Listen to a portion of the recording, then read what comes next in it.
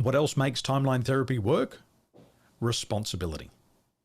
The more responsibility the client takes, the more support she will get from her surroundings. And we say perception is projection. But most people are worried more about getting hurt than they are in taking responsibility. And this weekend, the size of your breakthrough is going to be in proportion to your level of responsibility. So everybody, I want you to say this out loud. I am responsible. Say it louder. I am responsible. Say it one more time. I am responsible. Excellent. Support versus sabotage.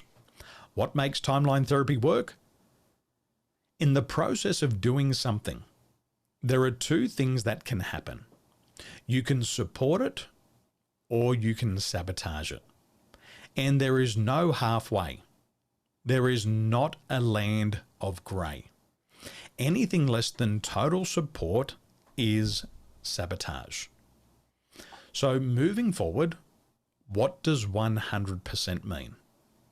100% means total support and commitment to yourself.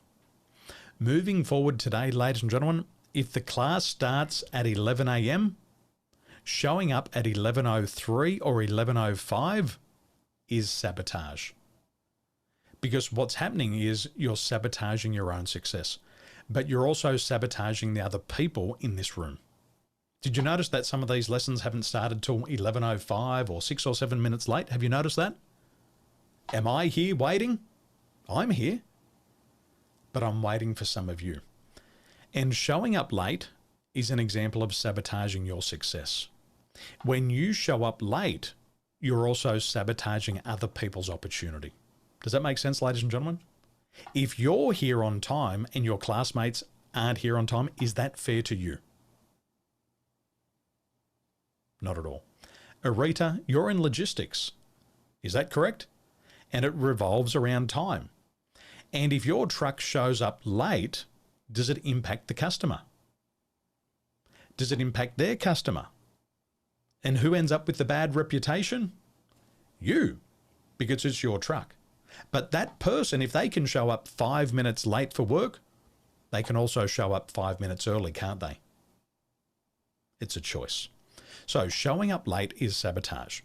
Not following instructions this weekend is sabotage. Going slow is sabotage. Now, I've seen your disc reports. I've seen your mind reports. For those people who have a very slow moving pace, you have to go fast this weekend. You've got to get out of your comfort zone. You've experienced enough pain with these negative emotions, and it's because you changed too slow. So this weekend, we're going to change fast. Overanalyzing is sabotage. Procrastination is sabotage. Not following the script is sabotage. And you know what else is sabotage? Are you ready for it? Blaming other people. It only sabotages you. Justification is sabotage. Because whilst you're justifying, you can't be free to get what you want. Identification is sabotage. I'm depressed. I'm a victim of abuse. As long as you identify with that, you can't have what you want. You can't have both, can you? You can either have excuses or you can have results, but you can't have both. Rationalization is also sabotage. So remember, in the process of doing something, you can either support it or you can sabotage it. And if you support yourself, anything that you set for a goal, you can achieve. But if you do these little things, it can sabotage it. So where are my mums? Mums, give me a wave. Where are my dads? Give me a wave. Excellent. Mums, let me ask you a question. Can you be 50% pregnant?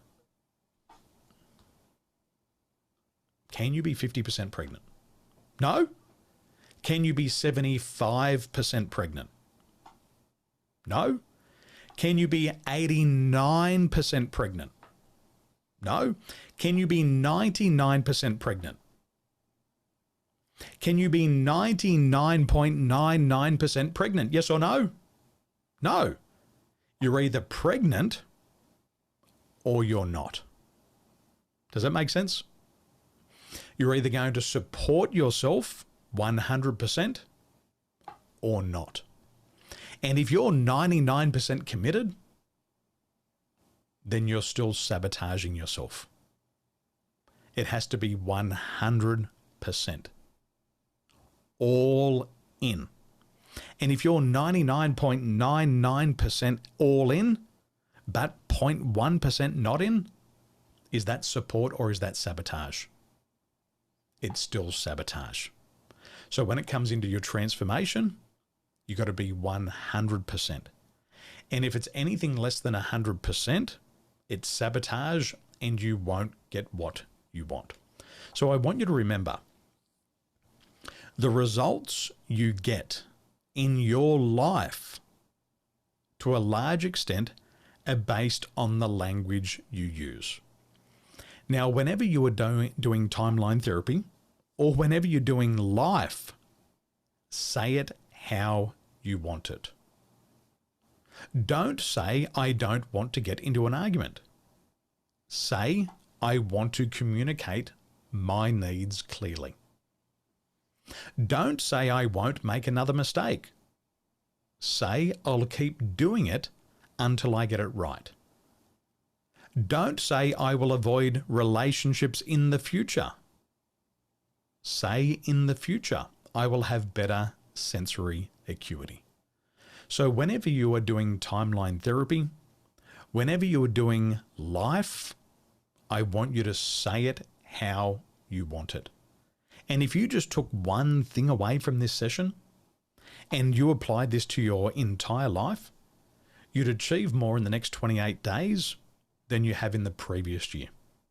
And if you did this every single day, and if you said it how you wanted it every single day for the next year, you'd achieve more in 1 year than most people would do in a decade.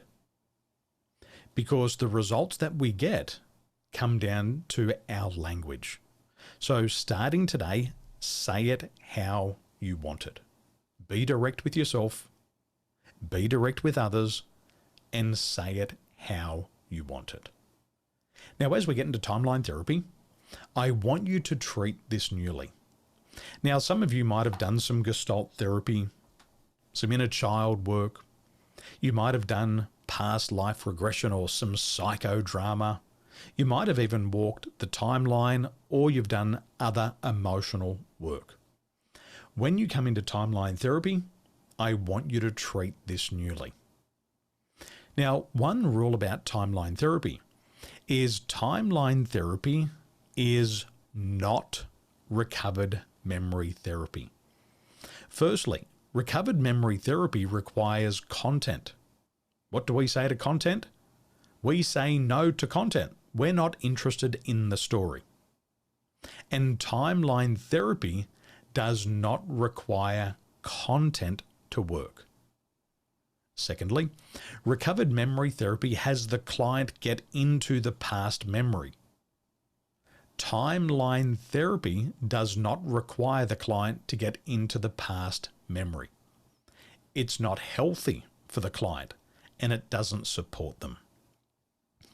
Thirdly, recovered memory therapy does not always release negative emotions. Timeline therapy always releases the negative emotions. And if you'd like to do some further reading, if you're really interested in the topic, I recommend the book, The Myth of Repressed Memories by Elizabeth Loftus.